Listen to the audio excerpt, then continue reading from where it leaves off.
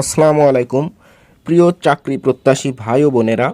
আজকে প্রধানমন্ত্রীর কার্যালয়ের বাংলাদেশ অর্থনৈতিক অঞ্চল কর্তৃপক্ষ এর পক্ষ থেকে বিশাল নিয়োগ বিজ্ঞপ্তি দিয়েছে তারা।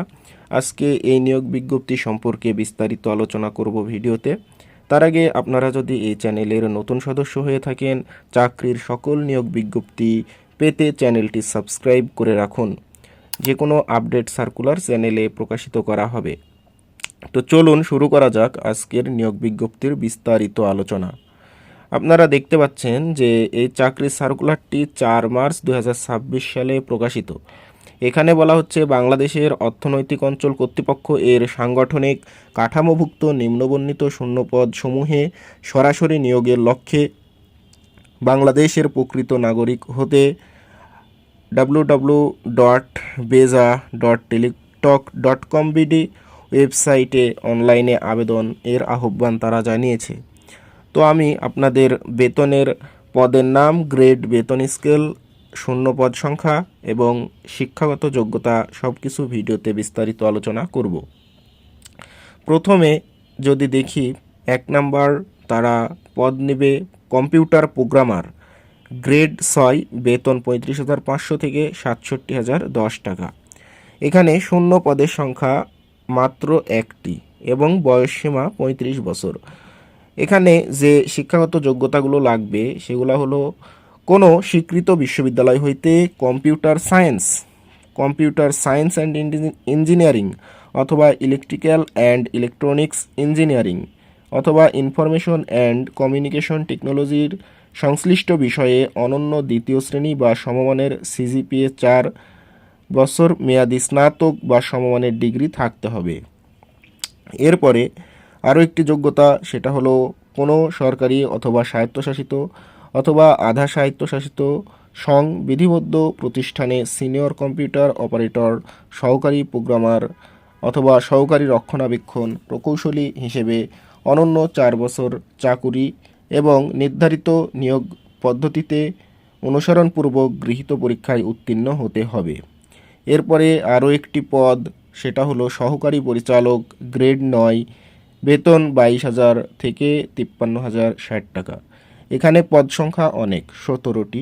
এখানে বয়স 32 বছরের মধ্যে হতে হবে এবং শিক্ষাগত যোগ্যতা কোনো স্বীকৃত বিশ্ববিদ্যালয় হইতে যে কোনো বিষয়ে দ্বিতীয় শ্রেণী বা সমমানের সিজিপিএ সহ স্নাতক সম্মান অথবা প্রথম শ্রেণীর স্নাতকোত্তর ডিগ্রি এবং কম্পিউটার চালানোয় অভিজ্ঞতা থাকতে হইবে।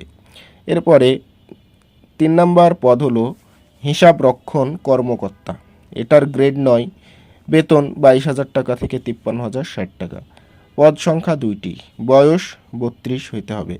এটার শিক্ষাগত যোগ্যতা হলো কোনো স্বীকৃত বিশ্ববিদ্যালয় হইতে বাণিজ্য বিভাগে ন্যূনতম দ্বিতীয় শ্রেণী বা সমমানের সিজিপিএ সহ স্নাতকোত্তর ডিগ্রি এবং কম্পিউটার চালানোয় অভিজ্ঞতা থাকিতে হইবে।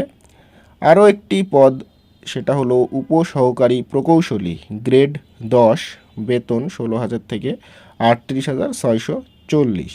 এখানে পদ সংখ্যা 4টি, বয়স 32 বছর এবং শিক্ষাগত যোগ্যতা হলো সরকার কর্তৃক অনুমোদিত পলিটেকনিক ইনস্টিটিউট হইতে পুরকৌশল, তড়িৎ কৌশল বা অটোমোবাইল কৌশলে ডিপ্লোমা ডিগ্রি সহ কম্পিউটার চালানোয় অভিজ্ঞতা থাকিতে হইবে। তো এই গেল পদ সংখ্যা এবং চাকরির বেতন, গ্রেড, শিক্ষাগত যোগ্যতা। এবার আপনারা কিভাবে অ্যাপ্লাই করবেন, কবে থেকে অ্যাপ্লাই শুরু শেষ এটা জানিয়ে দেব।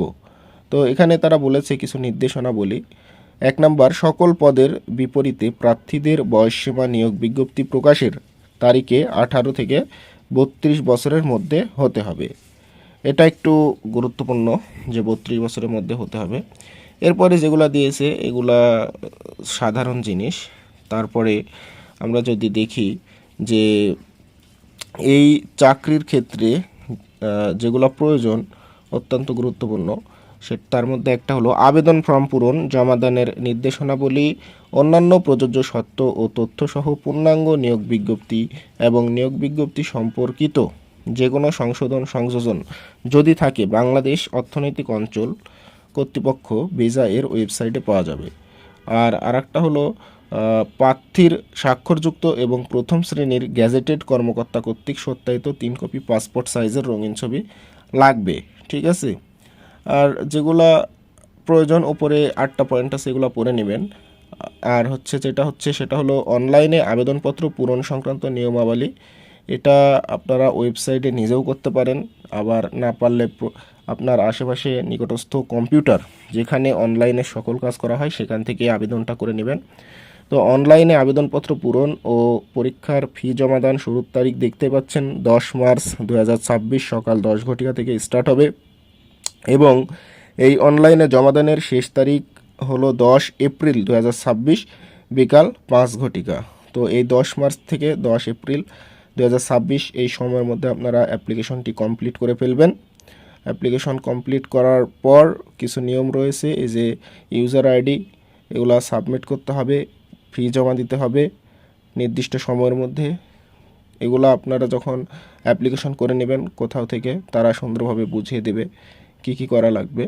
তো আশা করি আজকের নিয়োগ বিজ্ঞপ্তি সম্পর্কে আপনারা জানতে পেরেছেন, কবে থেকে শুরু কবে শেষ, পদ সংখ্যা কতগুলো, শিক্ষাগত যোগ্যতা কী। তো আশা করি আপনাদের উপকার হয়েছে। ভিডিওটি আপনারা লাইক করবেন, শেয়ার করবেন এবং সাবস্ক্রাইব করে পাশেই থাকবেন। সকলের জন্য শুভকামনা রইল। আসসালামু আলাইকুম।